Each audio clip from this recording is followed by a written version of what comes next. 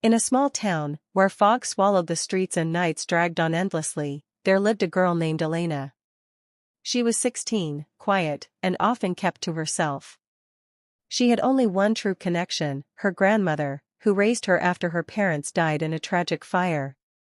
Her grandmother was strict but kind, always humming the same strange lullaby before bed. Elena never knew where the tune came from, it wasn't like any song she'd ever heard. It sounded wrong, almost backwards, like something meant to unsettle instead of soothe. One stormy night, her grandmother passed away in her sleep. Elena wept bitterly, clinging to the only person who had ever truly cared for her.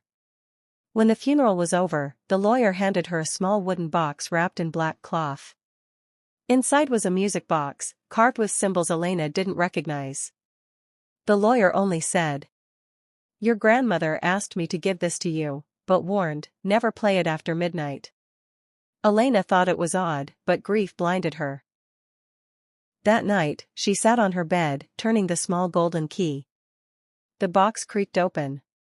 The melody was the same lullaby her grandmother used to hum, only this time, it was louder, sharper, piercing the silence of her room.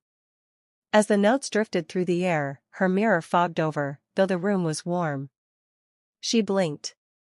Shapes flickered in the reflection, dark, hunched figures circling behind her. She turned, nothing. But when she looked back, there was writing scrawled across the fogged glass. "We hear you." Her blood ran cold. She slammed the box shut. The music stopped instantly. The mirror cleared. The whispers faded. Elena tried to sleep, convincing herself it was grief and imagination. But that night, at 3:07 a.m., she woke to the music playing again, by itself. The box sat open on her nightstand. And this time, something stood at the foot of her bed. A shadow. Tall, twisted, with no face, just a hollow mouth humming the lullaby in perfect tune. Elena screamed. The lights flickered. The shadow lunged forward, then disappeared as the music wound down. The next morning, she searched her grandmother's journals, desperate for answers. Buried in the attic, she found a locked trunk. Inside, old photographs, faded letters, and newspaper clippings from decades ago. The headline chilled her.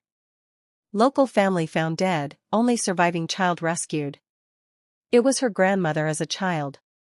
The article said her family was killed in one night, under mysterious circumstances.